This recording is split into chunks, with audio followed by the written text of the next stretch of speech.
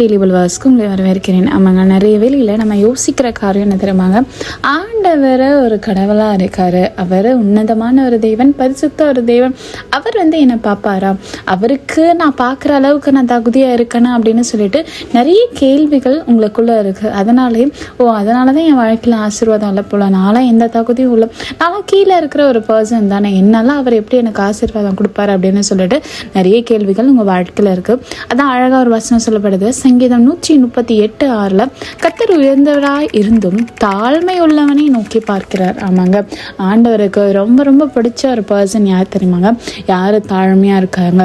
நம்ம எந்த அளவுக்கு பணக்காரங்களா இருக்கோம், எந்த அளவுக்கு ஏழையாக இருக்கும் அப்படின்னு பார்க்குற தேவன் நம்முடைய தேவன் கிடையாது. நம்ம எந்த அளவுக்கு தாழ்மையாக இருக்கும், தாழ்மைன்ற ஒரு கேரக்டர் நமக்குள்ளே இருக்கான்றது மட்டும்தான் அவர் பார்க்குற ஒரு தேவனாக இருக்காரு. ஏன் தெரியுமா, தாழ்மைன்றது ஆண்டவருக்கு ரொம்ப பிடிச்ச ஒரு விஷயம். இவ்வேளையில் நமக்குள்ள நிறைய ஈகோ, நிறைய பொறாமையான காரியம், நிறைய கோபமான காரியங்கள் இருக்கிறதுனால சில இடங்கள்ல நம்மளால தாழ்மையா இருக்க முடியல.